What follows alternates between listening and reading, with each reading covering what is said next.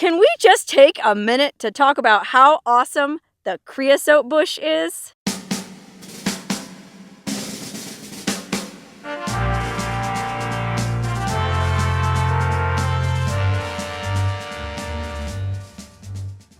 Hey, Wonderhussy here, out in my favorite place, the middle of nowhere. And this time, boy, I really am in the middle of nowhere. The only thing out here is, well, a mile or so that way, maybe even less than a mile, is the boundary of the 29 Palms Marine Corps base. But on this side, it's just empty desert. In fact, this is so much the middle of nowhere that I don't even think this is BLM land. If I look at my atlas, it's called barrens. Okay, see what I mean? Here's my atlas, and here's the color coding to all the different kinds of land. Forest, wetlands, cropland, grassland, scrubland, barren. Okay, barren is white. Well, then we go down here.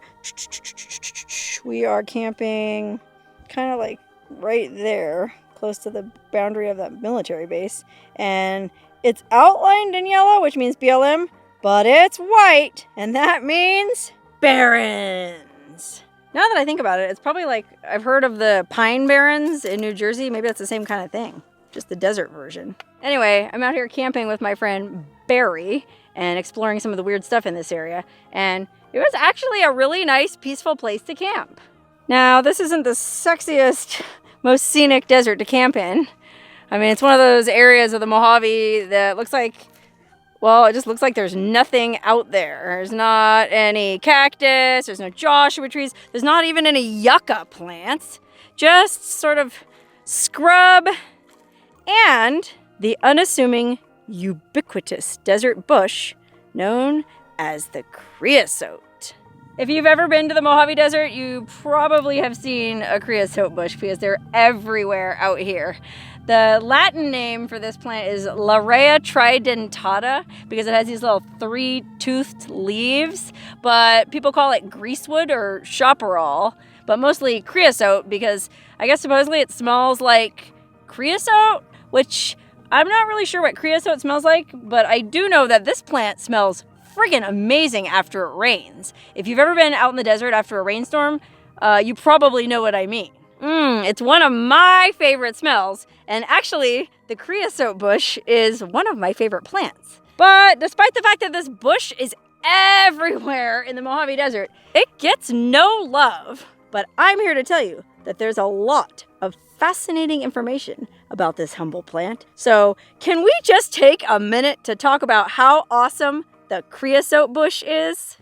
First of all, the creosote bush is tough as nails.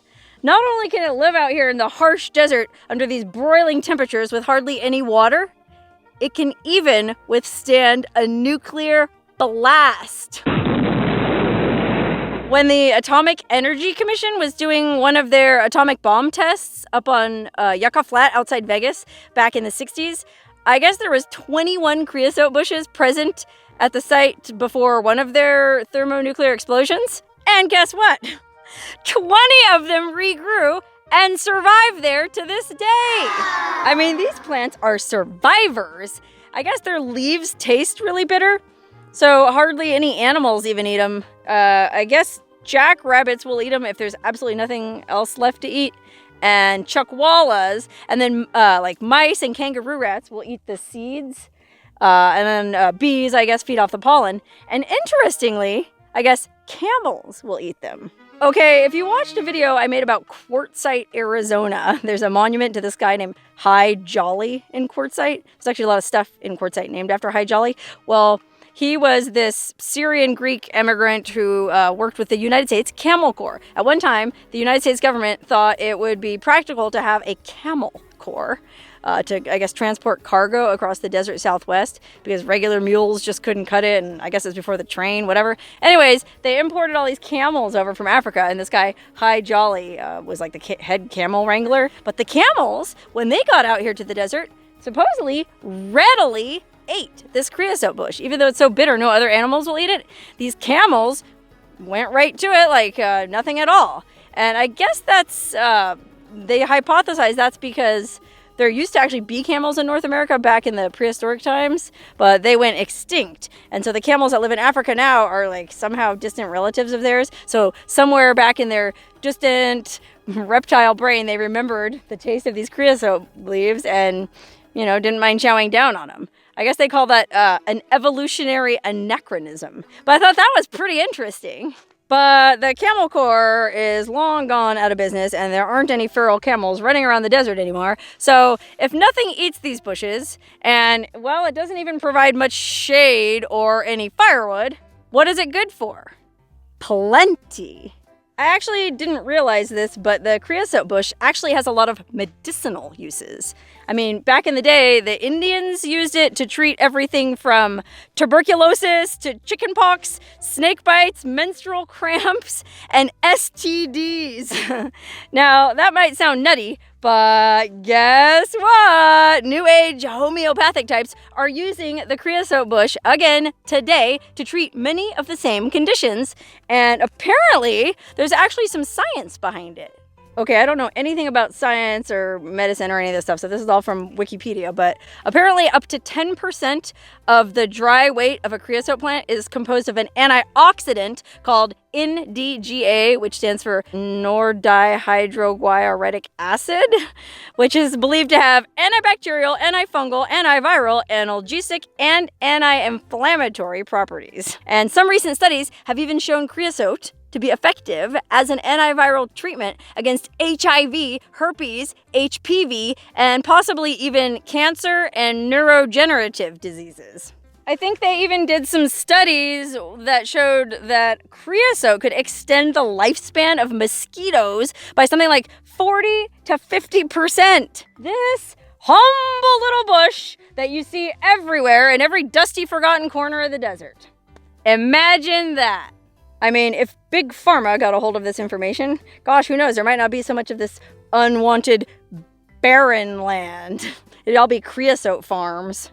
But other studies do confirm reports of liver and kidney toxicity and even death when internal creosote treatments were taken too often or in too high of a dosage. So you do have to be careful. In fact, creosote was widely used back in the 1950s as a food preservative and to preserve natural fibers, but they later banned it after reports of toxicity in the early 1960s. Anyway, as if all that wasn't enough, one of the most interesting things about the creosote bush is that it's one of the longest living organisms on Earth.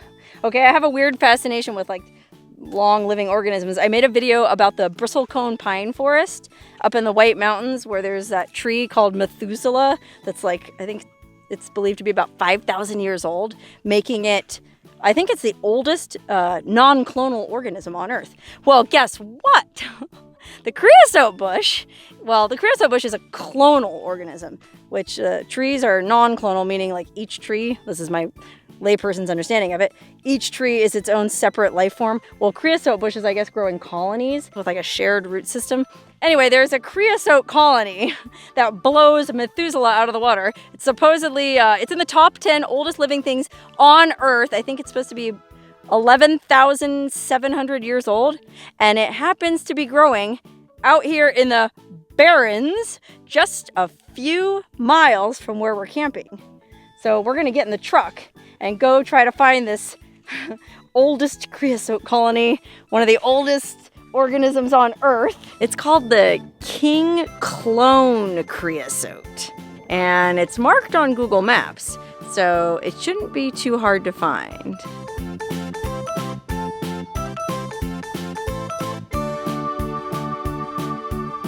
Okay, wow, we're here. I'm super ridiculously excited, believe it or not, even though it's just a creosote bush. I've been wanting to check this out for literally years, but I haven't had occasion to come to this lonely, barren, wind-blown corner of the desert until now.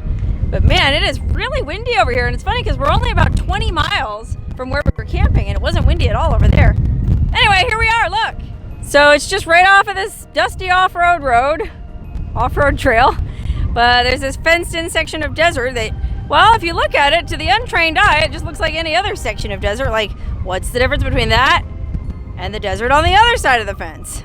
But this area here is an ecological reserve. Now, unfortunately, I can't get in and actually look for the creosote colony because it's fenced off and says no trespassing. But even if I did go in there, it wouldn't do me any good because just like at the Patriarch Grove up at the bristlecone forest where Methuselah is not marked because they don't want anyone to come vandalize it or some hippie to come make a shrine out of it, I guess. So same situation here. Whichever creosote colony out here is the oldest one on Earth will be a mystery. But it's kind of cool to be here and sort of soak up the energy. Now, I know you're probably wondering, well, how do they know this is the oldest creosote colony on Earth? Well, first of all, it's only the oldest known creosote colony. There might be older ones, but I guess this professor from UC Riverside was out here doing some studies and he kind of figured out a way to date creosote bushes. Not that kind of date. Although, who knows, maybe he was really into creosote and he dated them in that sense too. Well, I guess he used two different methods to try and date the age of the ring itself, the clonal ring. One, he used radiocarbon dating on pieces of wood that he took out of the center of the ring, and then he counted rings and measured the distance of annual growth. I'm not really sure. Again, I'm not a science person. If you're interested in this, you can look it up there's a really good Wikipedia entry and there's articles about it online. It sounded legit to me. I mean, he used two different methods of dating the creosote ring and they both came up with about the same number, 11,700. So, I don't know. Why not? Anyway, gosh, it's friggin' windy out here. It's really not good air quality. I think I'm gonna get in the truck here with Barry and we're gonna head on south towards Joshua Tree. And hopefully it's not so windy down there and there's not so much traffic. We can find a nice peaceful place to spend the night because tonight is the full moon. And well, you know what? I'd love nothing more than to spend the full moon out in this beautiful desert and hopefully I'll be surrounded by my favorite bushes, creosote. If you take anything at all from this video, I hope it is that next time you're driving past a patch of desert that looks like there's nothing at all there, well, guess what? There's plenty there. These little guys are full of surprises. Mwah.